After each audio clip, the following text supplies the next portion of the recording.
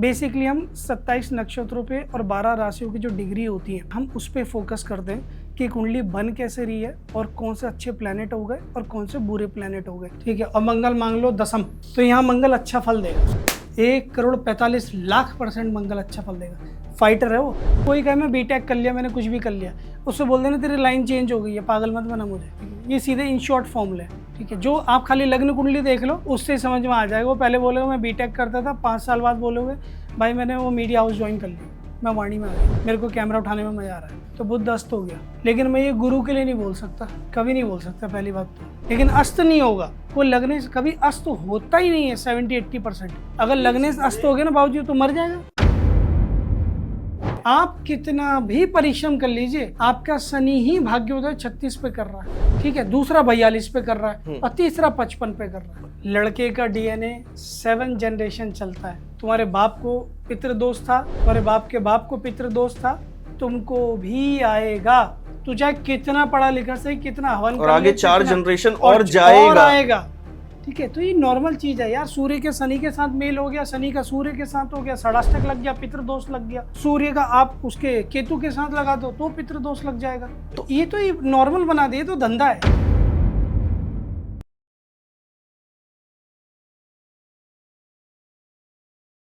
नमस्कार दोस्तों, हमारी पॉडकास्ट सीरीज़ में आपका फिर से स्वागत है। आज हम आए नए पॉडकास्ट के लिए और जिसमें हम आपके लिए लाए एक साथ 2 एस्ट्रोलॉजर्स। ललित जी हमारे साथ हैं, इनसे आप पहले भी मिल चुके हो, और आज हमारे साथ शौर्य जी भी आए हैं। अब दोनों आपस में बात करेंगे जिससे आपको भी आसानी होगी कि एस्ट्रोलॉजी होती क्या है समझने में। नमस्कार दोस्तों, वेलकम एवरीवन। हमारे पॉडकास्ट सीरीज़ का ये अगला पॉडकास्ट है एंड जैसे आप पहले भी मिल चुके हैं, ललित शर्मा जी हमारे साथ हैं, हमारे चहेते एस्ट्रोलॉजर, और मुझे भी एस्ट्रोलॉजी आती है। तो आज मैं इनके साथ इस सीरीज़ के अगले इस वीडियो में हम लोग सारी बातें करेंगे, और इसलिए ये हमारे बीच का कॉन्वर्जेशन है ताकि आप भी अपनी कुंडली खोल के सारे कॉम्बिनेशंस को, जितने भी हम लोग यहाँ पे इस छोटे से समय में डिस्कस कर पाएंगे, उसको अच्छे से समझ सकें, अपनी अपनी कुंडली में चीज़ें देख सकें, और इसी से आपको वैदिक ज्योतिष का ज्ञान आपका भी बढ़े और इनसे ललित जी से बात करके मेरा भी बढ़े। नमस्कार दोस्तों, मैं ललित मोहन शर्मा, और जैसे शौर्य ने बोला कि आज हम बेसिक कुंडली के थ्रू आपको अलग अलग चार्ट के थ्रू हम आपको बताएंगे कुंडली रीड कैसे करते हैं और क्या कॉम्बिनेशन होते हैं, क्या विषम राशियाँ होती हैं और कितनी प्रकार की कुंडलियाँ होती हैं। ठीक है, तो आज हम इस पर डिस्कस करेंगे, बट सबसे पहले वही महादेव का एक श्लोक, उसके बाद स्टार्ट। ठीक है, हाँ सतसृष्टि तांडव रचयिता नटराज राज नमो नमः। सतसृष्टि तांडव रचयिता नटराज राजौ नमो नमः। हे आद्य गुरु शंकर पिता नटराज राजौ नमो नमः। सतसृष्टि तांडव रचयिता। हर हर महादेव जी। सॉरी भाई, अब स्टार्ट कर। तो एकदम बेसिक से अगर शुरू करें तो मैं ये चाहूँगा, जैसे कि आपने जब मुझे सालों पहले जैसे मुझे समझाया था, वैसे ही एक बेसिक आप लोगों को भी समझाएं कि ये वैदिक चार्ट जो बनता है, ये जो 12 घर, राशियां, नक्षत्र, ये शुरू कैसे होता है, कैसे बनता है, और ये है किस चीज का प्रतिबिंब है ये। चलो, आकाश में बहुत सारे तारामंडल हैं, ठीक है, हम इतना मानते हैं कि हमारे पास 7 प्लेनेट है, 2 छाया ग्रह हैं जी, ठीक है। तो अब आप ये देखिए 27 नक्षत्र हैं, 12 राशि हो गई, ठीक है। अब इसमें से आपका date of birth, time, birth place, ठीक है, इसके बाद हम इसको मतलब अपने सॉफ्टवेयर में हो गए, पंचांग में हो गए, उसके थ्रू हमने आपके कुंडली बनाई।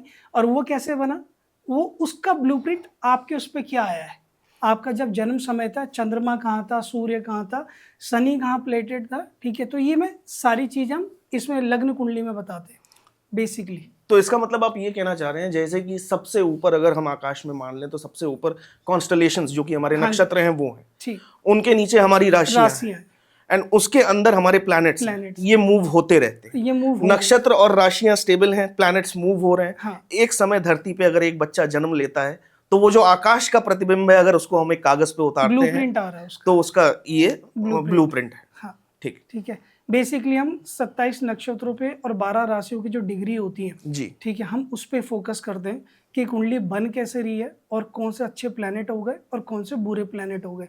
अदरवाइज तो आप देखो ना, दिल्ली में एक ही टाइम पे बहुत सारे बच्चे जन्मेंगे, जी ठीक है, और दिल्ली डिस्ट्रिक्ट आ रहा है, जी ठीक है, तो क्या मैं सबके लिए अच्छा बोल दूँ? क्या मैं सबके लिए बुरा बोल दूँ?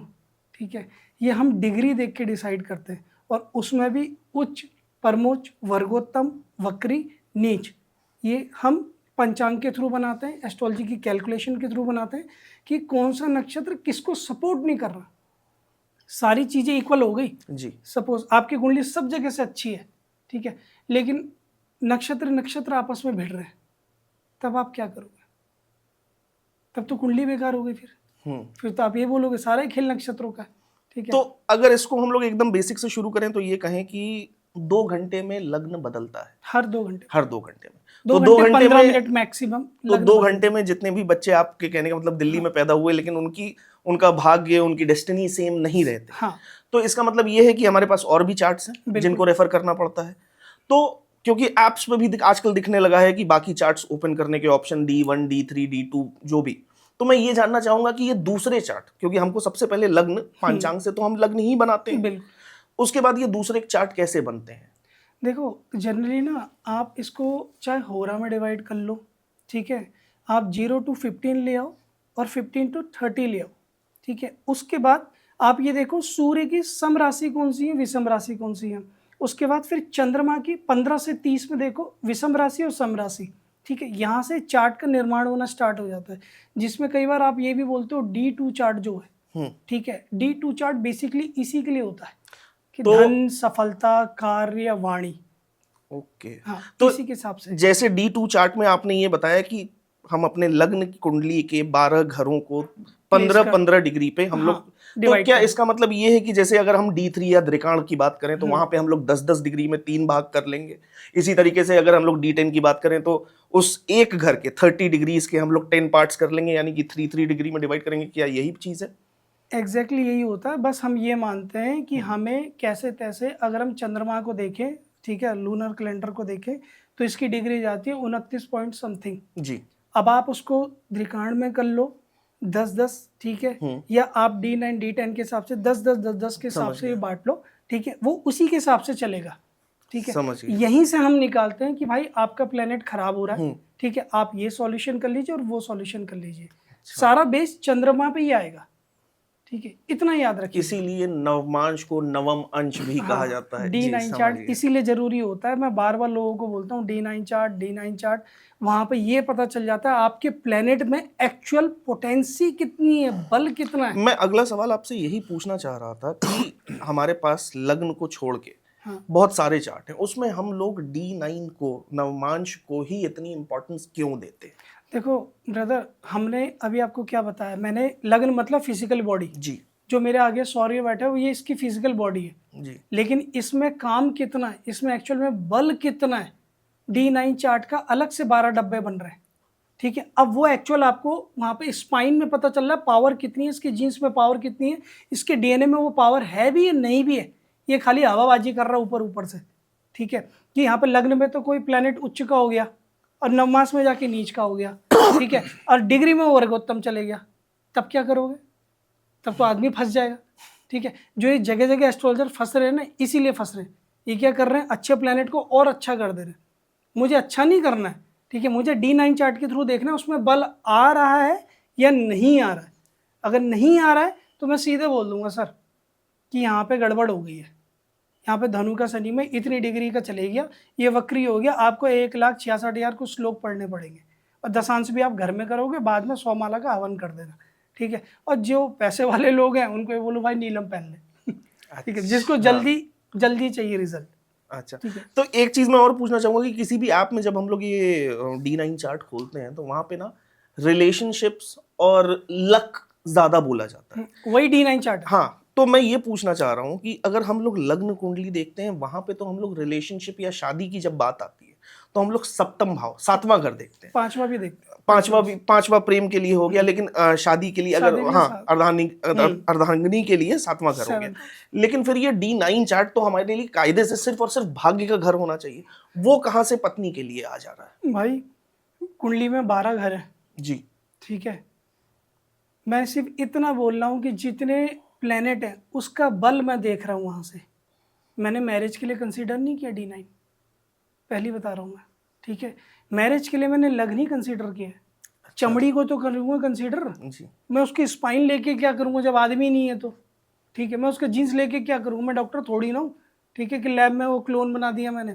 मुझे तो एक लड़का चाहिए, लड़की चाहिए जी, मुझे लग्न चाहिए, समझ गए, शरीर चाहिए, शरीर चाहिए। ये लग्न कुंडली से देखा जाएगा, ठीक है। अब आपको ये देखना है मैरिज कैसी रहेगी, तो आप D7 देखो, समझ। लाइफ में प्रेम रहेगा नहीं रहेगा, रिलेशन रहेगा नहीं रहेगा, D5 देखो, गर्लफ्रेंड धोखा तो नहीं दे जाएगी, या आप ही आई लव यू बोले जा रहे हो, ठीक है। उसका कैसा है प्लेनेट वो देखो। 12 घर हैं तो 12 कुंडली है, याद रखना हमेशा। लेकिन कुछ तो ऐसी हैं जो 12 से भी ज्यादा, जैसे मैंने D20 सुना है।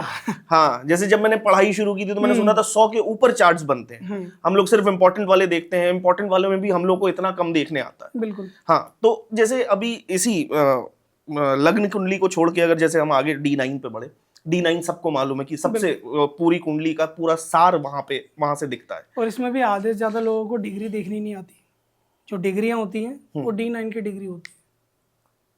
लग्न की तो डिग्री नहीं होती साहब, लग्न की तो सिर्फ सूर्य की डिग्री है। इस पे आप कोई भी एक एग्जांपल लेके थोड़ा सा और एक्सप्लेन कर सकते हैं? आपका कन्या लगन है जी, नवमास में भी कन्या लगन है, ठीक है। हाँ, सूर्य प्लेटेड हो गया या लग्न में सूर्य आ गया, ठीक है। कन्या लगन में भी सूर्य आ गया, ठीक। मतलब D9 और D1 दोनों के लग्न में सूर्य आ गया, ठीक है। अब इसकी आप कितनी भी कुंडली देख लो, D7 में भी चैलेंज है, सूर्य यहीं बैठा होगा कन्या में ये हिलेगा नहीं, टस से मस, राशि सेम हो जाएगी, राशि सेम, क्योंकि लग्न और नवमांश में वर्गोत्तम हो गया। यहाँ पे मैं ये बताना चाहूंगा कि वर्गोत्तम प्लैनेट का मतलब ये होता है जो भी ग्रह लग्न कुंडली में जिस भी राशि में हो, अगर वो सेम राशि में नवमांश कुंडली में भी यानी D9 चार्ट में भी बैठ जाता है, उसको हम वर्गोत्तम कहते हैं। तो ये एक एस्ट्रोलॉजर को बिठाने का फायदा है। यहाँ पे मैं आपसे आगे ये पूछना चाह रहा था कि वैसे तो मैं आगे और चार्ट पे बढ़ना चाह रहा था, लेकिन क्योंकि वर्गोत्तम की बात आ गई है तो वर्गोत्तम पे मेरे कुछ छोटे छोटे सवाल हैं जो मैं पूछना चाहूंगा, क्योंकि कई लोग इस समय हमारे पॉडकास्ट देख के अपनी अपनी कुंडली में ये चीजें कंपेयर करेंगे। और वर्गोत्तम कोई इतनी रेयर चीज नहीं है, लोगों की कुंडली में होते हैं प्लैनेट्स, मैक्सिमम होते हैं। पहले तो मैं ये पूछना चाहूंगा कि जैसे कुंडली में कुछ ग्रह कारक होते हैं, बहुत कारक होते हैं, और कुछ अकारक भी होते हैं, तो कारक ग्रह का वर्गोत्तम होना, अकारक ग्रह का वर्गोत्तम होना, दोनों में फर्क क्या आएगा? ब्रदर आप ऐसा लगाओ, मिथुन लगन है आपका जी, ये एग्जाम्पल हम लोग लेके चल रहे हैं, जैसे पिछला एग्जाम्पल लिया था मिथुन लगन की कुंडली है आपकी, धनु का शनि है, धनु का शनि यानी कि सैजिटेरियस का शनि, 9 नंबर, धनु का शनि है, 9 नंबर का शनि है, ठीक है। अब नवमास में चले जाओ जी, ठीक है, या तो ये 12वां शनि हो जाएगा, ठीक है, या ये सीधा सीधा सेकंड हाउस का शनि हो जाएगा, ठीक है, दूसरा, ठीक है। अब आप ये देखो, क्या ये वर्ग में उत्तम है, क्या ये फलदायक है? वर्ग में उत्तम तभी होगा जब वो जिस भी घर में बैठा है वहां पे सैजिटेरियस ही पड़े, धनु ही पड़े, धनु पड़े, या उसको सपोर्ट करता हुआ कोई प्लेनेट मिल जाए जी, ठीक है। अब इसको सपोर्ट करता हुआ वहां बैठ जाए मेष राशि में, तो इस बेचारे को मैं क्या बोलूंगा, तू तो खुश हो रहा है धनु का शनि करके कि मैं राजनाथ सिंह बन जाऊंगा। तो नीच का शनि हो गया, अच्छा, ठीक है। अब क्या करोगे आप, यहाँ तो पिता और पुत्र का ही कलेश चल रहा है, ठीक है। तब क्या बोलूँ इसको मैं, धन तो आ रहा है, ठीक है, लेकिन लाइफ में ये कितनी बार फेल होगा, 4 बार फेल होगा, चौथी बार इसका पिकअप होगा। और कितने में होगा, शनि बूढ़ा प्लेनेट, तो आप मान के चलिए 36, पहला भाग्योदय 36, दूसरा 42, 43, 100% चैलेंज है इस बात का। अच्छा, चैलेंज मतलब चैलेंज है।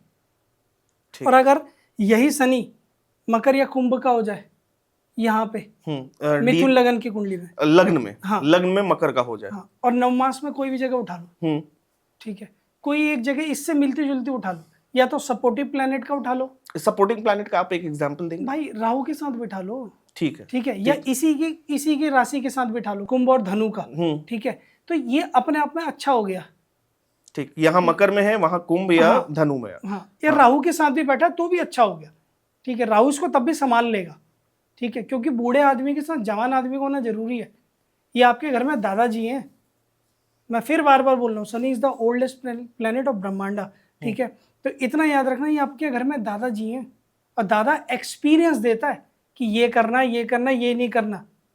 उसका जिंदा होना ही अपने आप में बहुत बड़ी बात है। हाँ, सही बात है। ठीक है, तो आपके घर में ये दादाजी हैं। अब आप दादाजी का कितना यूज कर पा रहे हो नॉलेज में, ये आपके ऊपर है। ठीक है, लेकिन अगर दादाजी लंबा जिएंगे तो वो इस चीज को मेक श्योर करेंगे कि आप उनका इस्तेमाल अच्छे से कर लीजिए। बिल्कुल, बिल्कुल। हाँ, आप उनके ज्ञान को अच्छे से अर्जित कर ही लीजिए। वही, अब ये D9 में आप इसकी पोजीशन पता चल जाएगी। दादाजी यार मैं तो छोटा था, दादाजी तो चले गए, मैंने कभी देखा ही नहीं। ठीक है, बस ये D9 श्योर कर देता है और कुछ नहीं। अच्छा, तो अगर हम ये इस एक्सप्लेनेशन पे अगर हम चले तो हम ये मान के चलें कि वर्गोत्तम प्लैनेट अच्छे होते हैं बिल्कुल होते हैं, और उनकी महादशा भी अच्छी जाती है। महादशा कोई आ जाए तो बहुत बढ़िया। अच्छा, महादशा अगर आ गई तो लोग बोलेंगे यार लगन में तो मेरा ये 8th हाउस में शनि, हाँ, ये तो मेरे को खराब कर देगा और ये कर देगा और वो कर देगा। ठीक है, वो मैं कह रहा हूँ वर्गोत्तम हो गया। ठीक है, राशि ट्रांसफर हो गया, छोड़ो। ठीक है, वो तो अपने आप में मजे बांध देगा और लोग उसको बोलेंगे ना ना तू घर में रही हो, तू छत से गिर जाएगा, तेरा ये हो जाएगा, तेरा वो हो जाएगा, और हो कुछ नहीं रहा उसका। तो इसका इंटरप्रिटेशन हम लोग ये भी ले सकते हैं, अगर हम अच्छे और बुरे से थोड़ा हट के पहलू पे बात करें, कि जैसे आपने शनि, सैटर्न का ही एग्जाम्पल लिया, हम शनि का ही एग्जाम्पल लेते हैं कि शनि का दायित्व है जीवन में लोगों को एक्सपीरियंस दे के सिखाना, बिल्कुल, ना कि फ्री में कुछ देना। नहीं, फ्री में कुछ तो देता ही ये नहीं। हम कहेंगे कि अगर किसी का शनि वर्गोत्तम है और उसका वो समय या महादशा लग जा रही है, तो उस समय उसको जीवन की प्रैक्टिकलिटी दिखा के वहां से उभार के एक अलग पायदान पे ले आपके जाएगा। दादाजी होते तो वो क्या बोलते कि बेटा हमने उस समय पे इतनी मेहनत करी थी, आज के ऑफिसरों को देख लो, जब ये सो के उठ 11 बजे रहे। ये दादाजी का काम है, वो आपको प्रैक्टिकल में लेके आते रहेंगे, आते रहेंगे, आते रहेंगे, टिल जब तक आप कुछ बन नहीं जाते। बस यही काम शनि करता है, वो प्रैक्टिकल लाइफ में लेके आता ही आता है। बाबूजी चाहे कोई बोल दे मेरा तो ये है और मेरा वो है, बोलो तू झूठ बोलता है अपने आप को, मजे ले। ठीक है, प्रैक्टिकल लाइफ में ही लेके आएगा वो आपको। तो इसका अगर मैंने सही समझा है तो इसका एक और एग्जांपल लें, अगर जैसे किसी का सूर्य वर्गोत्तम है और उसकी दशा लगती है, तो अपने सूर्य की 6 साल की दशा होती है, 7 साल की, 7 साल की महादशा में लगभग वो इतना सिखा के जाएगा कि आदमी को अथॉरिटेटिव पोजीशन पे भी ले जाएगा, अथॉरिटी मैनेज करना भी सिखाएगा और उसके में से अहंकार भी हल्का दूर करेगा। बिल्कुल 101%। तो मैं जो कह रहा हूँ मैं सही कह रहा हूँ, मैं सही समझा? सही है। ठीक, तो अभी हम लोग बाकी डिफरेंट चार्ट डिस्कस कर रहे थे, तो अगला चार्ट मैं ये जानना चाहूंगा कि जैसे D9 हो गया, उसको छोड़ के हम एक और एग्जांपल चाहेंगे। कौन सा? D7 पे चले जाओ। D7, वहां पे धनु बैठा हुआ है। ठीक, D7 पहले ये बताइए हम लोग देखते किस लिए? भाई D7 आप जनरली देखो, अब मेरे एग्जांपल से समझना, आपको समझ में आएगा। मैरिज लाइफ देख रहे हो आप, हाँ। सेक्स लाइफ देख रहे हो आप, बच्चे देख रहे हो आप, ठीक है, स्पर्म की क्वालिटी देख रहे हो और पीछे का एनल पार्ट है। ठीक, ठीक है, ठीक। अब कोई बोले नहीं है तो मैं चैलेंज कर दूंगा उसको कि भाई ऐसा पढ़ लिख के आ तब बात कर। ठीक है, दूसरा अब आप D7 चार्ट को देखो, अब यहाँ से क्या खाली मैं सिर्फ इतना ही बता रहा हूँ। ठीक है, अगर वहाँ कोई भी प्लेनेट बिठा लो या शनि बिठा लो धनु का, ठीक है, मैं आपको लिख के दे रहा हूँ, क्या ये बंदा ट्रैवलिंग करते टाइम पे, ठीक है, या ये बंदा गाड़ी चलाते समय, ठीक है, घबराता है या नहीं घबराता, ये बाइक पे बैठ के घबराता है नहीं घबराता। आप यहाँ D7 चार्ट से देखो। कुछ लोग होते हैं ना, वो बैठते ही नहीं, उनको फोबिया है, मेरे को वोमिटिंग आ जाएगी, मेरा तो सर घूमता है जी। ठीक है, वो यहाँ से देखा जाएगा। तो हम एक एग्जाम्पल ये भी ले लेते हैं इसको समझने के लिए, जैसे आपने कहा कि D7 चार्ट से हम बच्चे भी देखते हैं। बिल्कुल। तो अगर जैसे किसी के लग्न चार्ट में हम बच्चे देखेंगे तो 5वें घर से देखेंगे। हाँ जी। ठीक, तो अगर पंचम भाव का स्वामी बहुत अच्छी स्थिति में नहीं है, या किसी भी प्लैनेट को हम लोग ले लें, पंचम भाव का स्वामी स्वग्रही है या अच्छी स्थिति में नहीं है या कमजोर हो रहा है, तो उस प्लैनेट की स्थिति ऐसी क्या हो D7 चार्ट में जो कि हम कहें कि उसको बल प्रदान हो रहा है, क्या ये देखने की भी जरूरत है कि नहीं? हमारे लग्न के पंचम भाव के स्वामी को D7 में कैसी प्लेसमेंट मिल रही है, ये देखने की जरूरत है। सपोज मान के चलो आपके लग्न में शुक्र बैठा हुआ है पंचम भाव में। हाँ, ठीक है, संबंध हो रहा है उसका लग्न और पंचम में। ठीक है, अब आप यहाँ D7 चार्ट में देखो, सप्तम भाव में ये देखो D7 चार्ट के, ठीक है, कि क्या यार वहाँ पोजीशन मिल रही है उसको, शुक्र कहाँ कहाँ अच्छा हो सकता है, समझ गया, कहाँ कहाँ बुरा हो सकता है, कहीं ऐसा ना हो शत्रु राशि में बैठ गया, ठीक है, और कहीं ऐसा ना सपोर्टिव तो बैठ गया, ठीक है, लेकिन सपोर्टिव बैठ के करा क्या उसने, उसके पास डिग्री नहीं है, ठीक है, बिना यहाँ पे आता है कि यहाँ पे मंत्रों की उपयोगिता देखी जाती है साहब, ठीक है, कि भाई संतान होने में क्यों दिक्कत हो रही है, ठीक है, लड़कियों और लड़कों को स्पर्म काउंट क्यों कम हो रहा है, ये आईवीएफ सेंटर क्यों खुल रहे हैं, यहाँ ये देखा जाता है, ठीक है। अब ये जो लंबी लंबी लाइन लग रही है, लोगों को पता ही नहीं चल रहा, मैं डाइट भी ठीक ले रहा हूँ, मैं सब कुछ कर रहा हूँ, ठीक है, लेकिन मेरा तो D7 चार्ट हिला हुआ है, D5 चार्ट हिला हुआ है, तब मैं क्या करूँगा। समझ गया, क्योंकि वो बच्चों से भी रिलेटेड है, अब इसीलिए यहाँ पे आ जाता है आयुर्वेद एस्ट्रोलॉजी के साथ, ठीक है। मैम मैं ये देखूंगा शुक्र कौन सा प्लेनेट है भाई, तीसरा, सातवां और 11वां, ये वात प्रकृति है, ठीक, ठीक है। अब ये कैसे मिलेंगे आपको, ये बहुत कुशाग्र बुद्धि के मिलेंगे, लेकिन दिक्कत क्या है इनके साथ, जितनी कुशाग्र बुद्धि मिलेगी उतनी जल्दी ये भूल भी जाएंगे, ठीक है। अब ऐसी पित्त प्रकृति ले लो, सिंह राशि को ले लो, ठीक है, अब ये पित्त है, ये ठीक रहेगा, लेकिन अब इसका जैसे ही आप इसको फिर भूख लगी, आप इसको खाना मत दो सूर्य को, वो अपना ही भक्षण, अपने ही सेल खाते चले जाएगा। हाँ, सही बात है, क्योंकि ठीक है, पित्त ज्यादा हाँ, है, ठीक है, एसिड ज्यादा है पेट में। अब इसके लिए क्या करूं मैं, अब मैं सिंपल सा बोल सकता हूँ, अब कफ प्रकृति है, आप वृश्चिक को ले लो, ठीक, ठीक है, और वृश्चिक को मीन को ले लो, चलो ये कफ हो गया, लिक्विड भरे हुए हैं, ठीक है। अब यार एक्सेस लिक्विड हो गया ये, वृश्चिक राशि को सबसे ज्यादा संतान होने में समस्या आ जाती है साहब, और मीन राशि को क्यों, क्योंकि पार्टनर तो हो गया मेष राशि वाला, एक हो गया वात, एक हो गया कफ, अब मुझे इसको बैलेंस करना है, इस डाइट को बैलेंस करना है, यहाँ पे एस्ट्रोलॉजी और आयुर्वेद दोनों एक हो जाते हैं, काम करते हैं। हाँ, जो आप मेडिसिन बोलते हैं ना हम लोग, जी, जी। वो यहाँ काम करती है। ऐसा क्या है, त्रिफला सबको ही सूट हो रहा है, और ऐसा क्या है कि बड़ी एज के लोग त्रिफला नहीं खाते डर के मारे, ये भी तो है, ठीक है। इसलिए तो बोलते हैं एस्ट्रोलॉजी एक मल्टी लेयर पे काम कर रही है ना, वात पित्त पे काम कर रही है, जड़ी बूटी पे काम कर रही है, ठीक है। अब लोगों को समझाना ही नहीं आ रहा है। नहीं, ये तो मुझे आपसे ही पता चला था, त्रिफला की वात पित्त कफ तीनों को बैलेंस करने वाली एकलौती दवाई यही है। हाँ। और अब मैं कहाँ वैद्य खोजता फिरूं, तो त्रिफला मैंने अपने जीवन में हमेशा उसको ठीक है। परमानेंट ही रखा और तुमने हुआ है। दूसरी दवाई भी पियोगी कि यार मरकरी को स्ट्रांग करना है तो अर्जुन की छाल पी लो, अर्जुन की छाल, जी, ठीक है। लोगों को तो लगता है कि वो हार्ट के लिए है, हार्ट के लिए, जबकि वो आपके नर्वस सिस्टम के लिए, नर्वस सिस्टम के लिए। अब ठीक है, आप सोचो ना कि आपकी लोगों जितनी को, नर्व्स हैं उसको हेल्दी रखता है अब शायद। लोग आधी नॉलेज है लोगों के पास, हृदय क्या कर रहा है, उनको लग रहा है कि हृदय पंप कर रहा है, सबको जगह ब्लड दे रहा है, तो हृदय को भी तो कोई नस ब्लड दे रही है, 3 आर्टरीज ऐसी होती हैं जो हृदय को ब्लड देती है, जी जी जी, ठीक है, ऑक्सीजन दे रही है, तभी तो वो नीचे दे पा रहा है, ठीक है। ये सारा यार आयुर्वेद और ये मिक्स है, इसीलिए मैं बोलता हूँ कि आप D7 चार्ट को देख रहे हो तो उसकी डाइट भी देखो साथ में, ऐसा नहीं बोलो कि यार तेरा तो ये हो गया, तो ये पुखराज पहन ले और पन्ना पहन ले, आपने तो लग्न को देखा और उसका सत्यानाश कर दिया।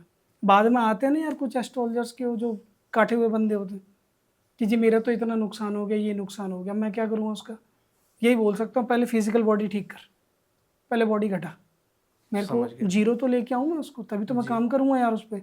अब जो भरी बॉडी में मैं क्या काम कर दूँगा। लोग कहते हैं आप टाइट बोल लो, टाइट ही बोल सकते हैं सर।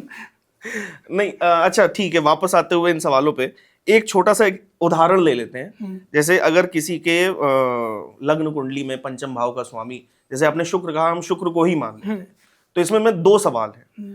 पहला तो ये कि शुक्र स्वग्रही राशि में ही D7 में बैठा है, अपनी ही राशि में बैठा है, या उच्च का होके बैठा है, लेकिन वो उपचय घर, या हम 6 या 8 या 12 मान लेते हैं, इन घरों में बैठा है, तो क्या इस शुक्र को हम अच्छा मानेंगे या खराब मानेंगे?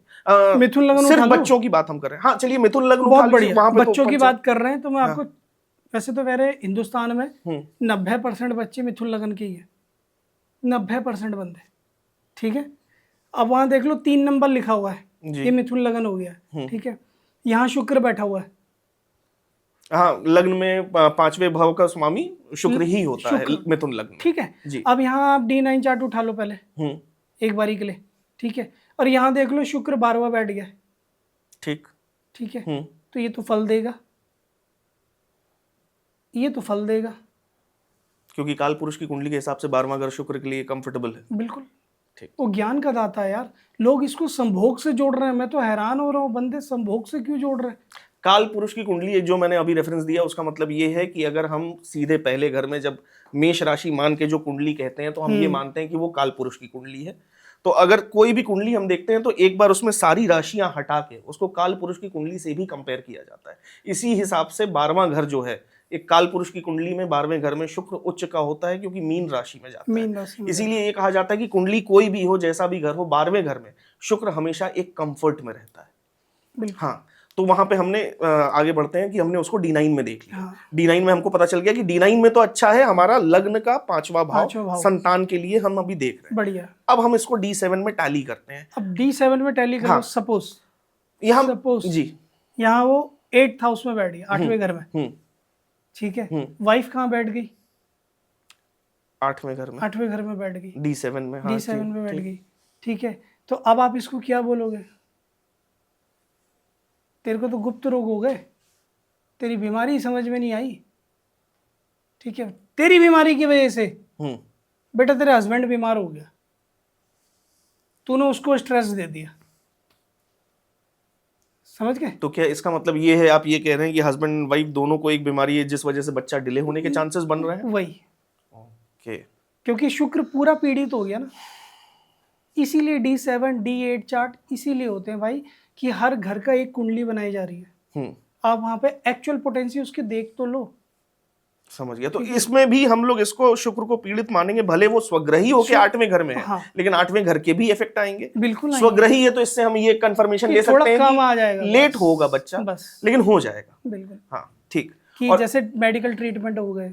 और इसी का अगर एक हम उल्टा एग्जाम्पल ले लें कि किसी शत्रु राशि में बैठा है D7 में, 5वें घर का मालिक स्वामी शुक्र बच्चों के लिए देख रहे हैं। D9 हमने कर लिया। अब D7 में जाके जब इसको देख रहे हैं तो हम ये देख रहे हैं कि वो किसी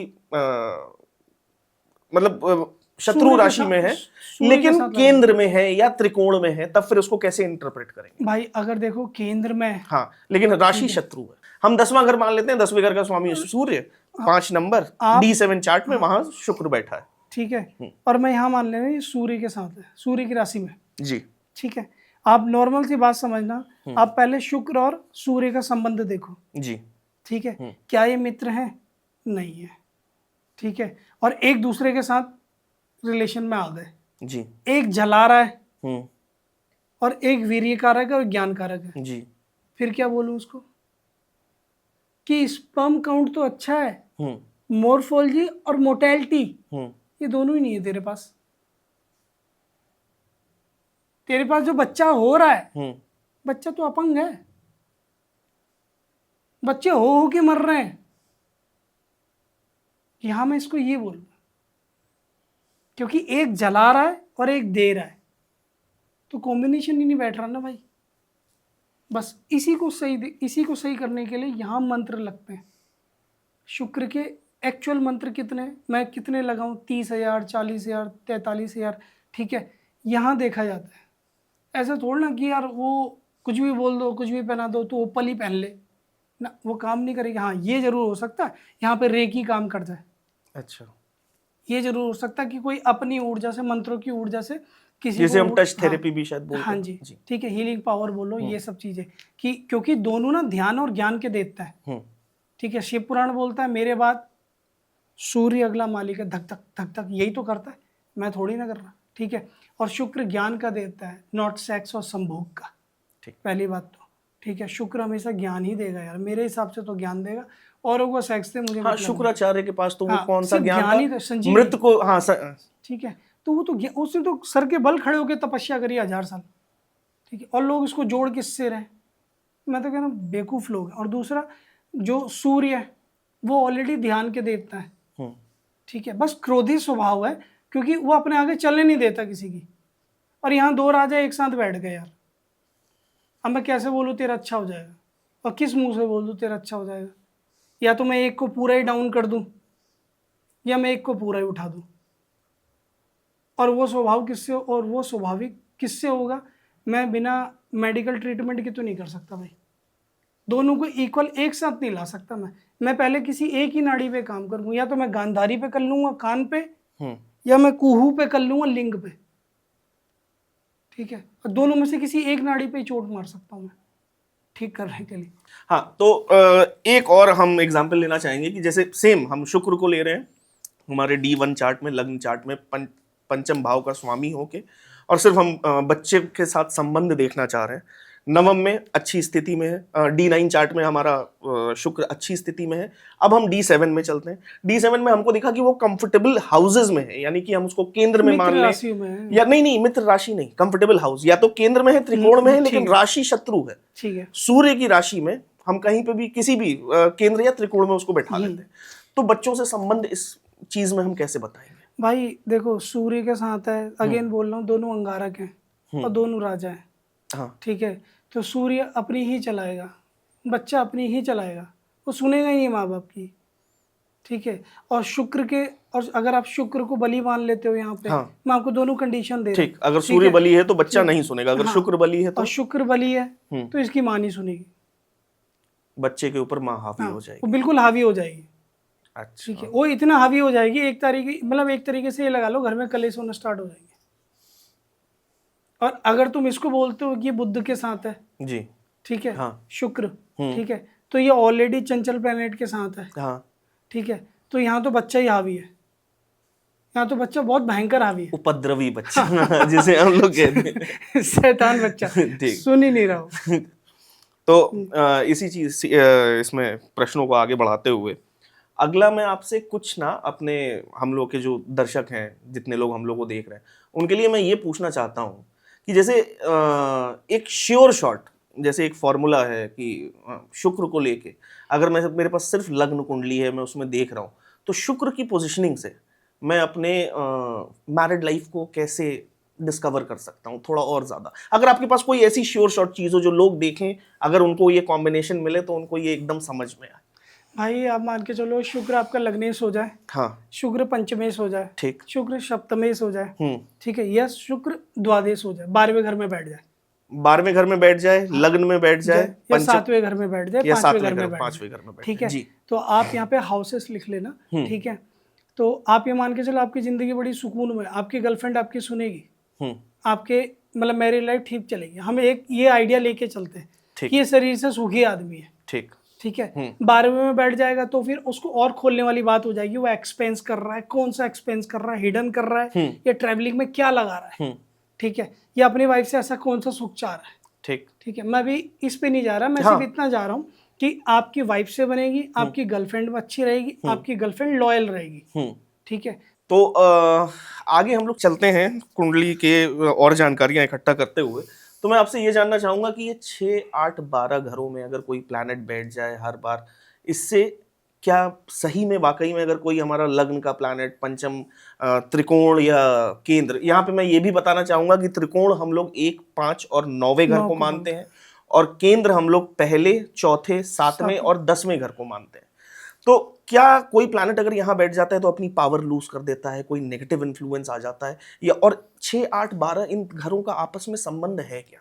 भाई 6 है बीमारी का, गुप्त रोग का जी, 8 है एक्सीडेंटल डेथ का, ठीक है, ऑपरेशंस का, जी, ठीक है, ट्रैवलिंग का, ठीक है, तीसरा आप ले लो 12वां घर, ठीक है, आप इसको एक्सपेंस बोलो, आप इसको ट्रैवलिंग बोलो, ठीक है, आप इसको सुख भाव भी बोलो, आपका एक्सपेंस कहाँ जा रहा है। ठीक है, अब प्लेनेट कौन सा बैठता है, गुरु बैठ जाए 12वें घर में, ठीक है, तो आप इसको क्या बोलोगे, खराब हो गया? मैं नहीं बोलता खराब हो गया, क्यों? 5वीं दृष्टि वो वहां मार देगा, चेस्ट पे, 4th हाउस पे, हाँ। D4 पे मारा तो सुख तो बढ़ गया, क्योंकि गुरु ऑलरेडी ब्रह्मांड का बहुत बड़ा प्लेनेट है शनि के बाद। हाँ, तो जब इसकी दृष्टि लगी तो ये और बड़ा हो गया, तब आप क्या बोलोगे? लेकिन मैं ये चीज, जैसे अभी आपने 6, 8, 12 घर के बारे में बताया, तो इस तरीके से तो 6, 8, 12 घर में बैठने से गुरु की दृष्टि चौथे भाव पे पड़ रही है, उसने चौथे भाव को थोड़ा बड़ा कर दिया, लेकिन गुरु क्योंकि 6, 8, 12 घर से तो इस तरीके से कोई अच्छी चीज है ही नहीं। मोक्ष देगा ना, वो बच्चा आध्यात्मिक लाइन में आ जाएगा ना चाहते वो भी ऐसे आ जाएगा, चैंटिंग में आ जाएगा, रेकी में आ जाएगा, मेडिटेशन में आ जाएगा, उसकी लाइन अपने आप चेंज हो जाएगी। तो ये 12वें घर से अगर है तो 8वें और 6ठे घर से लगने वाली कौन सी ऐसी चीजें जिनको हम पॉजिटिव काउंट कर सकते हैं? आप ये मान के चलो, ये दोनों बुरे हाउस हैं, खराब, यहाँ कोई बैठना नहीं चाहिए, लेकिन फिर भी मैं ये मानता हूँ कि अगर क्रूर ग्रह बैठ जाए तो एटलीस्ट बंदा फाइट तो करे। हमारे दर्शकों को बताना चाहेंगे क्रूर ग्रह कौन कौन से होते हैं? भाई सूर्य को ले लो आप, मंगल को ले लो, ठीक राहु है, केतु। राहु केतु को ले लो, ठीक है। इसमें शनि को शनि। कुछ लोग इंक्लूड करते हैं, मैं इसलिए नहीं इंक्लूड कर रहा अभी किसी और वजह से, अच्छा। ठीक है। तो आप ये मान के चलो कि अगर सूर्य बैठा है तो भी अच्छी फाइट कर लेगा, ठीक है। मंगल बैठा है वो तो बहुत भयंकर फाइट करेगा, लेकिन पता है इसमें दिक्कत क्या है, अगर इनके कॉम्बिनेशन खराब बैठे, ठीक है, अदर कुंडली में इसके कॉम्बिनेशन खराब बैठे, जैसे मंगल केतु बैठ गया कहीं पे, तो ये ना चाहते हुए भी आपको चोट मार देगा। आपको बचा तो लिया, ठीक है, लेकिन ऐसा एक्सीडेंट हुआ कि उसका हाथ ही कट गया, लेकिन बच गया बस, और वो जिंदगी भर ना इसी भाव में रोता रहेगा। लेकिन हम लोग ने तो केतु के बारे में सुना है, कुजवत केतु मंगल की तरह ही बिहेव करता है, तो मंगल के साथ बैठने पे केतु का कॉम्बिनेशन क्यों ऐसा माना जा रहा है? भाई अंगारक योग होता है, अगर मंगल राहु के साथ अंगारक बन रहा है तो केतु के साथ कैसे नहीं बनाएगा? केतु पे तो कुछ है ही नहीं, केतु पे तो कुछ है ही नहीं नीचे। हाँ, कुछ भी नहीं, ठीक है। तो यहाँ मंगल की चलेगी केतु की चलेगी? केतु को चलने के लिए 5 चाहिए, रीढ़ की हड्डी दे दे मैं चलता जाऊंगा। मंगल चोट मार रहा है, केतु कह रहा ला भाई 4 हाथ और मैं मार दूं।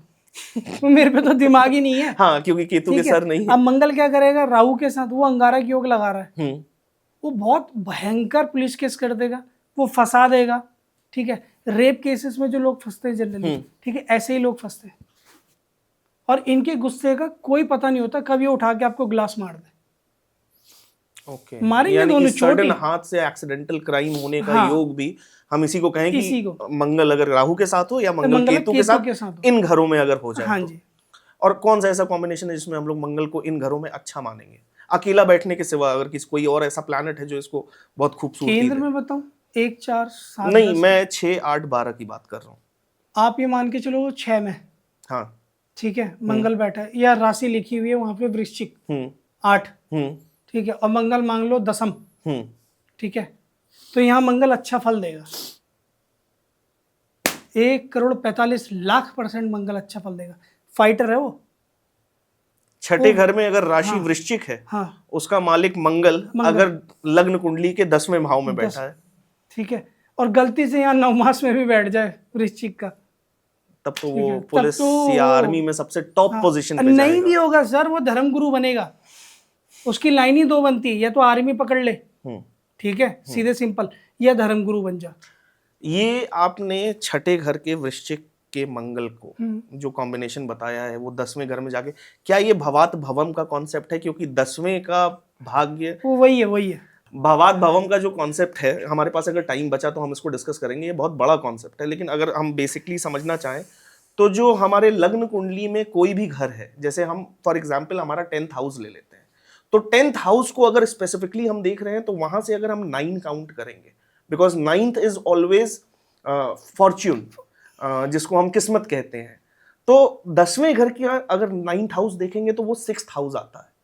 एंड आप ये भी देखेंगे कि 6th हाउस से शायद हम लोग कॉम्पिटिशंस भी देखते हैं। बिल्कुल, इसीलिए कोई एग्जाम क्रैक करने के लिए हमको दशम और छठे घर का कॉम्बिनेशन अगर किसी की कुंडली में होता है तो बहुत अच्छे होते हैं। बिल्कुल, हाँ, यही जो बच्चों की कुंडलियां देखते हैं, जो IAS PCS और इनकी जी जी जी जी जी, ठीक है, हम यही कॉम्बिनेशन लगाते हैं कि वहाँ भावा भवन में यार उसका फॉर्मूला लग भी रहा है कि वो जबरदस्ती तैयारी ही कर रहा है, वो नीट का एग्जाम निकाले जा रहा है बस जबरदस्ती का। ये टॉपिक पे हम लोग बात करते करते एकदम से अपने आप आ गए, लेकिन ये मेरे लिस्ट ऑफ टॉपिक्स में था कि जो बच्चे इतने आजकल कॉम्पिटिटिव एग्जाम्स दे रहे हैं, चाहे वो ग्रेजुएशन के लिए, पोस्ट ग्रेजुएशन के लिए या गवर्नमेंट सर्विसेज के लिए दे रहे हैं, तो इसके कुछ आप कॉम्बिनेशंस बता सकते हैं? क्या ऐसे कॉम्बिनेशन बने? इसमें मैं ग्रह नहीं लेना चाह रहा हूँ, छठे और 10वें घर से, जैसे आपने बोला कि अगर इनके में एक अच्छा संबंध एक अच्छे घर में बन रहा है तो इसको हम मानेंगे कि देखो, अगर आपका गुरु और मंगल से कोई कनेक्शन पड़ रहा है कुंडली में, किसी की कुंडली में गुरु किसी और की भी मंगल कुंडली में n नंबर हो, ठीक है, क्या उसकी गुरु की महादशा आई थी? क्या उसने तैयारी करी थी?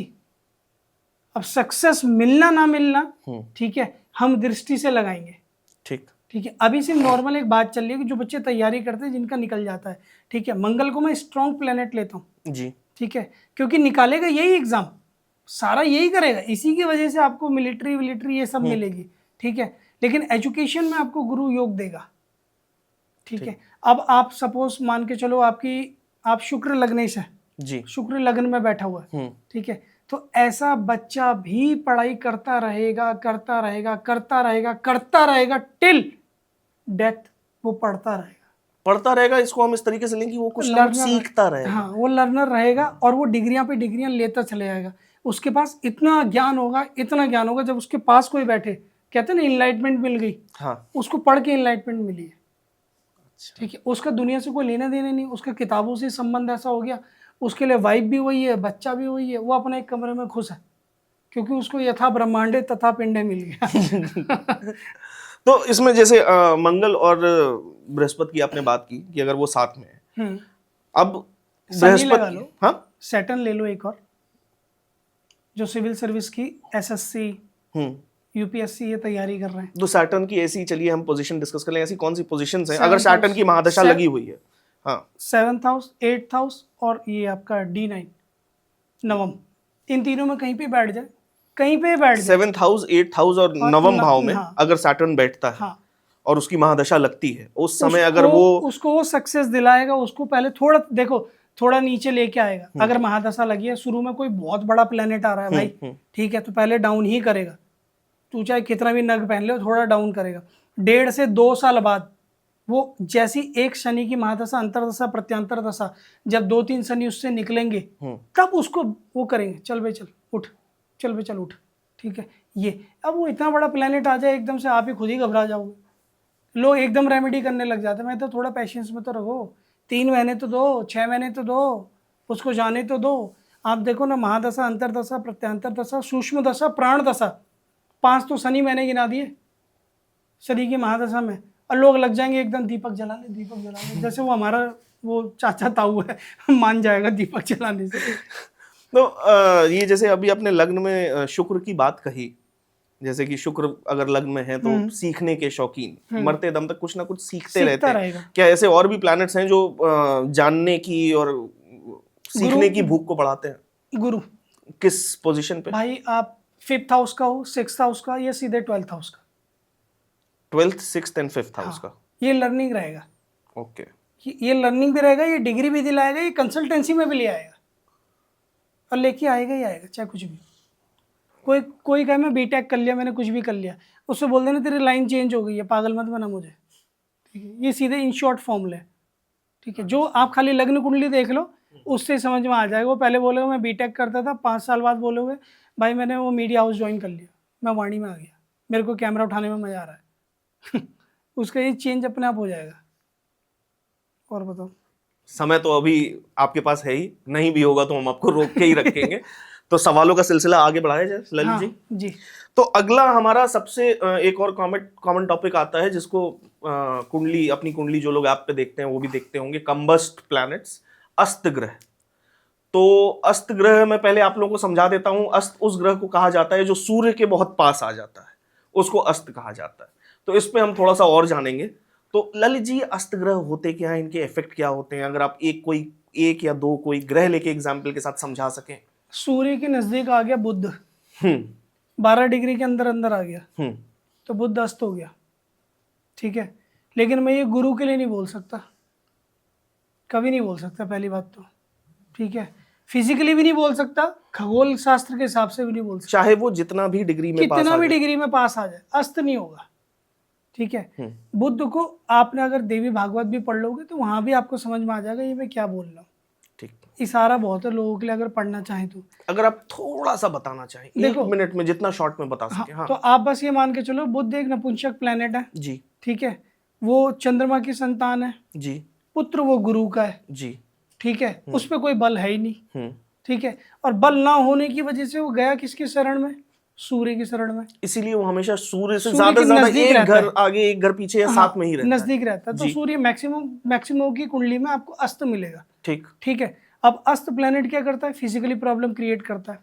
बुध की नाड़ी, ये नाड़ियों का बुध का है जी, ठीक है। अब वो क्या प्रॉब्लम क्रिएट करे? स्किन डिसीज दे देगा, सिरोसिस दे देगा, ठीक है। ये हाथ कांपना भी उसी चीज में आएगा, किसी के बार बार मसल पे मसल चढ़ जाती है, बुध के अंदर आएगा। बुध और सैटर्न के अंदर ये 2 चीज आती है, ओके, ठीक है। बस वो प्लेसिंग देखनी पड़ती है, लेकिन मोटा मोटे में आपको एक बात बता रहा हूँ, ठीक है। अब बुध के लिए क्या है? वाणी। वाणी या तो कैलाश खेर जैसी कर देगा, खरास वाली जी, ठीक है। अब प्राइवेट पार्ट, मालिक वो यहीं का है, ठीक है। अब उसको संभोग में या तो वाइफ से मजा नहीं आ रहा, ठीक है, या वाइफ को उसके साथ नहीं रहना, या उसके मल्टीपल अफेयर्स हैं, ठीक है। ये अस्त वाला प्लेनेट कर रहा है, ठीक है, ये अस्त की वो है। अब आप दूसरा प्लेनेट ले लो शुक्र, कि शुक्र अस्त हो गया जी, ठीक है। अब शुक्र अस्त हो गया मतलब क्या है, या तो जीवन का रस ही अस्त हो गया, ठीक है, रस धातु ही खत्म हो गई, पहली 7 धातु होती है हमारी, ठीक है। वीर अपने आप डिस्टर्ब होगा, क्योंकि शुक्र को मैं ज्ञान का देवता मानता हूँ, ठीक है। वो बात अलग है, थोड़ा सा तामसिक प्रवृत्ति का हो जाता है, ठीक है। ये वैदिक की जगह समटाइम ये मान के चलो कि आध्यात्म में लेके तो गया, लेकिन कई बार तंत्र के थ्रू भी लेके चला जाता है, अच्छा। ठीक है। तो शुक्र वाले लोग होते हैं ज्यादातर तंत्र और टोटका करते हैं। एक मेरा छोटा सा यहाँ पे बस लेकिन इसका जवाब मुझे सिर्फ हाँ या ना में चाहिए, नहीं तो ये बहुत लंबा टॉपिक हो जाएगा। तंत्र के थ्रू आध्यात्म में जाना सही है कि गलत है, इसके आगे सिर्फ हाँ या ना। तंत्र के थ्रू आध्यात्म में जाना अगर किसी की रुचि उसी रास्ते से बन जाए, मैं बस यही उसकी हो तो हाँ, नहीं सिर्फ उसकी है, हाँ पर्सनल उसकी है तो हाँ, वो कोई मतलब नहीं सिद्ध करना चाह रहा है, कुछ भी नहीं करना बस तो फिर हाँ। तंत्र के लिए और जानने के लिए आप ललित जी का पिछला पॉडकास्ट इसी चैनल पे देख सकते हैं। हाँ, तो इसमें एक और सवाल मेरा ये है कि शुक्र और बुध एक घर से ज्यादा आगे पीछे नहीं हो सकता सूर्य से, शुक्र 2 घर से ज्यादा आगे पीछे नहीं हो सकता। तो एक बार हम शुक्र को हटा भी देते हैं तो बुध तो ज्यादातर लोगों की पत्रिका में अस्त मिलेगा। तो मिथुन लग्न और कन्या लग्न के लिए तो ये बड़ी खराब न्यूज हुई। तो ब्रदर आप ये भी तो देखोगे, अभी क्या बोला, सूर्य की डिग्री क्या है, बुध की डिग्री क्या है, डिग्री तो देख लो, भले आगे पीछे हो। अब मिथुन का लगन हो गया, हाँ ठीक है, लेकिन अस्त नहीं होगा, कोई लगने से कभी अस्त होता ही नहीं है 70-80%। अगर लगने से अस्त हो गया ना बाबूजी तो मर जाएगा। ये तो कन्या पे भी लागू होंगी, बिल्कुल लागू होगा तब। अच्छा, यहाँ से ये नॉर्मल सी बात है, ठीक है। ये जो लोग भ्रांति फैला रहे हैं ना, तुम ये कर लो और वो कर लो, ये नहीं होगा इसमें, बिल्कुल नहीं, ठीक है। थोड़ा सा नॉलेज, इसलिए तो बार बार बोलता हूँ, पढ़ लो पढ़ लो पढ़ लो, क्या बोले। और अस्त के बाद मैं थोड़ा सा और आपसे जानकारी चाहता था वक्री ग्रह पे। वक्री ग्रह पहले से मैं थोड़ा सा बताना चाहूंगा कि ऑर्बिट्स इलिप्टिकल होते हैं, ना कि प्योर सर्कुलर होते हैं, सीधे वो गोलाकार नहीं होते। तो अगर हम धरती से कई बार किसी एक प्लैनेट को मूवमेंट में ऑब्जर्व करते हैं तो वो ऐसे मोड़, ऐसी धुरी पे आते हैं जहां से वो धरती से देखने पे लगेगा कि वो उल्टी दिशा में जा रहे हैं, जबकि ऐसा सत्य में नहीं होता है। तो वो बस एक वो जो भ्रम है जहां पे वो उल्टी दिशा में जाते दिख रहे हैं, उस समय पंचांग में या जहां ज्योतिष में गणना की जाती है तो उन ग्रहों को वक्री कहा जाता है जी। अब ब्रदर अभी आपने बोला सेम दिशा में चल रहे हैं, ठीक है, लेकिन जनता बोलती है कि उल्टी दिशा में चल रहा है, वो दिखता वैसा है। चलो मैं एक अनपढ़ की तरह बात करता हूँ जी, ठीक है।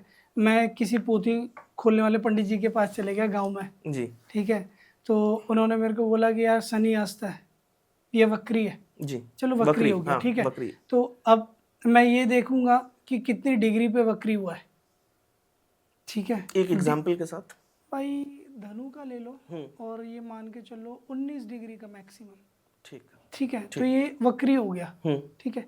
अब गलती से इसकी प्लेसिंग ऐसी हो जाए वो 7th हाउस में चला जाए, ठीक है, तब मैं क्या बोलूँगा, ये अस्त हो गया, ये वक्री हो गया, सॉरी, ठीक है। अब मैं इसको शॉर्ट में एक चीज बोल सकता हूँ, तो कितना पढ़ ले, कितना लिख ले, पूरी ताकत लगा ले, बेटा करत करत अभ्यास के जड़ मत हो सुजान, ठीक है। ये तभी निशान पड़ेगा व्हेन यू टर्न 36। आप कितना भी परिश्रम कर लीजिए, आपका शनि ही भाग्योदय 36 पे कर रहा है, ठीक है, दूसरा 42 पे कर रहा है और तीसरा 55 पे कर रहा है, ठीक है। क्योंकि आपका वक्री जो हुआ है ना, आपको लग रहा है मेरा इस डिग्री पे हुआ है, ठीक है। अभी आपने क्या बोला, सेम कंडीशन में ऐसे चल रहे हैं, ठीक है। तो भाई चंद्रमा भी तो चल रहा होगा, सभी चल रहे हैं तो चंद्रमा भी तो चल रहा होगा जी जी, ठीक है। तो मेन कारक तो वही है चंद्रमा। तो आप बिना चंद्रमा देखे कैसे कर लोगे कुछ भी। तो वक्री ग्रहों के लिए चंद्रमा की स्थिति, वक्री ग्रहों का फलित करने के लिए हम कहें चंद्रमा की स्थिति देखना बहुत जरूरी बन जाता है। देखी जाती है। अच्छा, एक चीज और है, क्या अगर एक वक्री ग्रह कुंडली में नीच का हो रहा है तो उसको उच्च का माना जाता है? क्योंकि कई लोग इस चीज को कहते हैं, जैसे हम एक एग्जाम्पल शनि का ही हम लोग एक एग्जाम्पल ले लेते हैं कि अगर वक्री शनि मेष राशि में बैठा है तो जब अगर उसकी दशा आती है या अंतर दशा आती है या उसको फलित करना होता है तो यही कहा जाता है कि वो फल हमेशा उच्च के शनि के ही देगा। क्या ये बात सही है या गलत है? 85% ठीक है। ये गलत कब, कोई अगर आप एक ऐसी कंडीशन बता सकें कोई जिसमें सा भी भाव उठा लो, चतुर्थ नवमास में उठा लो, नवमांश में भाव कोई सा भी, हाँ 12वां 8वां 9वां 10वां छठा जो भी तुम उठा लो, जो दिल चतुर्थ भाव, चौथा, हम्म, ठीक है, कोई एक नंबर और डाल दो उसके ऊपर, चौथा 5वां छठा, चतुर्थ भाव पे कोई एक राशि डाल दो। हाँ। चतुर्थ भाव में मैंने आपकी मकर राशि ले ली, 10 हो गया, 10 नंबर। ठीक है। और यहाँ पे क्या है लगन में, लगन में हमारा शनि मेष में है, वक्री है। यहाँ पे मेष का है, हाँ, ठीक है। और यहाँ पे क्या हो गया, यहाँ ये पे हमारा मकर का चतुर्थ हो- भाव में ठीक है, मकर में मकर है का हो गया जी। तो ये अच्छा ही फल तो देगा, तो नीच का फल क्यों देगा? यानी कि वक्री ग्रहों की नवमांश की स्थिति और जरूरी इसलिए हो जाती है, अगर वो नवमांश में शत्रु राशि में पड़ जाए तो सबसे खराब फल, सबसे खराब देगा। अगर नीच का वहां पे भी तभी हो तो जाए वो- तो और खराब फल। तभी तो बोल रहा था जो डिग्री होती है वो नवमास की डिग्री होती है जी। अगर आप लग्न की डिग्री देखने लग गए फिर तो हो गया काम। बच्चा कितना भी एग्जाम दे लो वो पढ़ ही नहीं रहा, रात को मोबाइल ही चला रहा है, उसका निकल ही नहीं रहा एग्जाम, तब फिर D9 पे आप देखोगे, D9 के बाद फिर अदर चार्ट देखो, अगर कोई अच्छा पढ़ा लिखा बंदा है तो एक कुंडली को देखने के लिए यार 3 से 4 घंटे लगते हैं सही से पढ़ने के लिए, और हो सकता है दिन भी कम लग जाए। अब तो लियो गार्ड और ये एस्ट्रोलॉजर यहाँ पे मैं एक चीज और वक्री ग्रहों के बारे में बताना चाहूंगा कि चंद्रमा इसीलिए कभी वक्री नहीं होता है, क्योंकि कोई भी वक्री ग्रह हमें इसीलिए वक्री लग रहा है क्योंकि एक इलिप्टिकल ऑर्बिट पे धरती भी चल रही है, बिल्कुल, लेकिन चंद्रमा दूरी पे चल रही है। धरती के चक्कर काट रहा है, इसलिए वो कभी वक्री नहीं होता। और इसीलिए चंद्रमा के 2 नोड्स, जो 2 छाया ग्रह निकलते हैं, राहु वो और उसके दोनों तरफ परछाई पड़ने से निकलते हैं, राहु केतु। तो ये डिग्री भी चंद्रमा की है, तभी तो मैंने बोला 29 डिग्री पॉइंट ऊपर, इससे कुछ है ही नहीं डिग्रियां, अच्छा, तभी तो मैं बोल रहा था ये है ही वो। तो जैसे वक्री ग्रह, एक और बहुत इंपॉर्टेंट वक्री ग्रह है जो मैंने अक्सर देखा है लोगों की कुंडली में, खासकर मैं इसमें फीमेल्स की कुंडली लेना चाहूंगा कि अगर फीमेल्स की कुंडली में अच्छी स्थिति में आपको बृहस्पति दिख रहा है, बृहस्पति कहीं ना कहीं अगर सारी चीजें छोड़ दें तो फीमेल्स के लिए हस्बैंड का कारक बनता है, बिल्कुल। अगर वो वक्री है तो शादी के जीवन में प्रॉब्लम जरूर आती है क्या? भाई खाली आप बृहस्पति को देख रहे हो, हाँ, सिर्फ बृहस्पति को देख के गणना कर, ठीक है, बिना खाली ऐसा नहीं होगा, आप खाली बृहस्पति को देख रहे हो फिर तो मैं बोलूंगा ही कि मेरी तो जवानी बंद हो गई, ठीक है, बृहस्पति को देख रहे मैं ये भी तो देखूंगा कहीं मंगल से तो नहीं टकरा गया, मंगल से संबंध तो नहीं हो गया, या केतु से संबंध तो नहीं हो गया, या बुध से संबंध तो नहीं हो गया, पीड़ित तो वो कहीं ना कहीं है ही, आप जो बोल रहे हो मैरिड लाइफ के लिए। तो यहाँ पे हम लोग मंगल से बृहस्पति के संबंध को थोड़ा डिस्कस कर ले। हाँ तो शुक्र मतलब गुरु मांगल्य योग हो गया। तो मंगल से बृहस्पति का संबंध 3 तरीके से बन सकता है, या तो दृष्टि चला बृहस्पति से 5वें मंगल बैठ जाए, बृहस्पति से 9वें बैठ जाए, बृहस्पति से 7वें बैठ जाए, 5, 7 और 9 का संबंध हो गया। और अगर मंगल से, क्योंकि मंगल की भी चौथी दृष्टि होती है, मंगल से चौथे अगर बैठ जाए तो बृहस्पति तब भी माना जाएगा कि संबंध हो गया। तब भी। अच्छा, हाँ, तो बताइए इस संबंध के बारे में बताइए भाई फिर आप ये मान के चलो क्योंकि मंगल से उसका टकराव हो रहा है, हाँ, ठीक है, ज्ञान का टकराव अहम से हो गया है। अब अहम बड़ा कि ज्ञान बड़ा, तू कलम से ही तो मार सकता है, समझ बचेगा तो तब जब वो छोड़ेगा सामने वाला, ठीक है, तू तो खुद ही मारे जा रहा है, या अगर फीमेल की कुंडली की बात करी तू तो खुद ही मार रही है आदमी को, और तू तो क्या ले लेके मार रही है, ईश्वर मालिक है, तू तो चिमटा मार दे, चक्कू मार दे, या गिलास फोड़ दे उसके सिर पे, तब तो हम सिर्फ वक्री ग्रहों के बल पे पूरा प्रोडिक्शन नहीं कर सकते हैं। नहीं भाई, एक को नहीं देख, लेकिन उनकी दशा कैसी जाएगी, अगर हमको ये बताना हो किसी वक्री प्लैनेट की दशा जाएगी कैसे? आप ये मान के चलो अगर फीमेल की कुंडली में गुरु की महादशा है और गुरु वक्री है तो इसका सीधा सीधा सिंपल मतलब ये हो गया कि वो लेट भाग्योदय कर रहा है, वो अपने आदमी पे इतना फोकस करके बैठ गई है, इतना उसको तंग करके बैठ गई है, या इतना उस पे क्या बोलते हैं डोमिनेट करके अपनी सारी ऊर्जा उसने पूरे जीवन की वहां लगा दी, केंद्रित कर दी कि तुम समझ गया। ठीक है, तो आप ये मान के चलो आपके घर में कलेश ही होंगे, अधिका बला ना बोलना, अधिकी बली ना चुप, और आदमी है। अब आइए आपकी गुरु की महादशा, हाँ, तो यार हस्बैंड तो ज्ञान लिए बिना मानेगा ही नहीं, उसको ज्ञान लेने के लिए आ गया वो, यानी और कि तुझे ज्ञान देने आया है। अगर एक मर्द की, सॉरी मेल की अगर बकरी गुरु की दशा लग जाती है तो वो दुनिया में सब कुछ छोड़ के ज्ञान के पीछे पड़ ज्ञान जाए, के पीछे, तो एक बार को अपना परिवार, अपनी दायित्व सब कुछ इग्नोर कर सकता है उसके लिए। चलिए, ये चीज। तो जैसा कि आज हमने पॉडकास्ट में बहुत सारी बातें की ग्रहों को लेके, कोई बकरी है उनकी दशाओं को लेके, तो ऐसे ही एक कॉमन दोष है सभी की कुंडलियों में, उसके बारे में आज हम बात करेंगे। तो आप पितृदोष के बारे में बात करते हैं, क्योंकि सबको आजकल इससे बहुत डराया जाता है कि पितृदोष क्या होता है। तो जितना मैं पितृदोष के बारे में जानता हूं तो उसके कई कॉम्बिनेशन हैं। सूर्य अगर किसी राहु के साथ बैठ जाए, केतु के साथ बैठ जाए, नवम घर के स्वामी पे पाप दृष्टि पड़ जाए, दशम घर के स्वामी पे पाप दृष्टि पड़ जाए और 3 प्लैनेट पाप दृष्टि डाल रहे हैं, तो इतने सारे कॉम्बिनेशन हो गए कि मैं कहूंगा कि 50 से 60% में तो बनता ही बनता है। भाई इसको नॉर्मल सी बात सोचना, पहली बात तो ना जनता को लेकर डराया जाता है, और दूसरा एक साइंस की भाषा में बात करूं, पढ़ी लिखी, ठीक है, कि लड़के का डीएनए 7 जनरेशन चलता है। तुम्हारे बाप को पितृदोष था, तुम्हारे बाप के बाप को पितृदोष था, तुमको भी आएगा। तू चाहे कितना पढ़ा लिखा से, कितना हवन और आगे 4 जनरेशन और और जाएगा। आएगा, ठीक है। तो ये नॉर्मल चीज है यार। सूर्य के शनि के साथ मेल हो गया, शनि का सूर्य के साथ हो गया, षडाष्टक लग गया, पितृदोष लग गया, ठीक है। सूर्य का आप उसके केतु के साथ लगा दो तो पितृदोष लग जाएगा।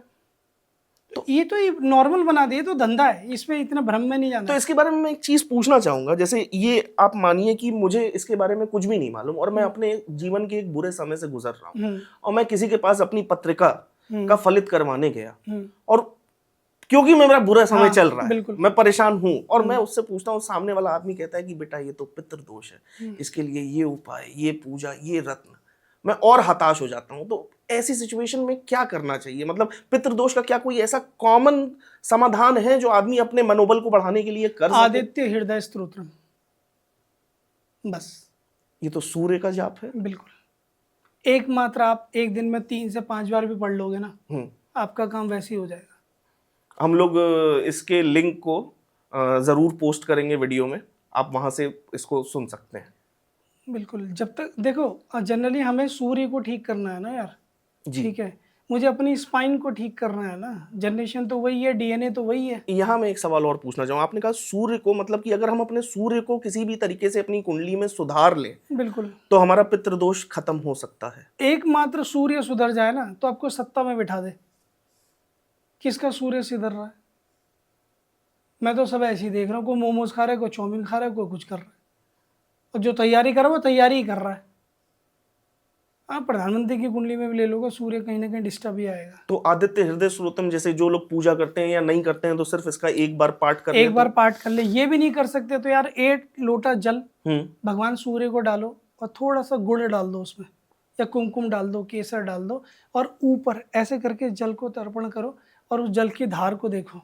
जल की धार के थ्रू सूर्य को हम ये मानते हैं कि जल में छुपा हुआ सोना हमें भगवान देता है, लेकिन ये नहीं ना कि वो बस सोमवार को ही कर रहा है या रविवार को ही कर रहा है। करें तो आप डेली कम से कम भाई 3 से 5 साल लगते हैं। नहीं तो श्रद्धा भाव से ये करने के लिए सिर्फ 5 मिनट शायद दिन के चाहिए, तो ये तो कोई इतनी मुश्किल चीज नहीं है। सूर्य को वैदिक पूजा पाठ वेदांग में बताया गया कि 3 समय जल चढ़ता है, 3 समय जल चढ़ता है, ब्रह्मा विष्णु महेश के रूप में।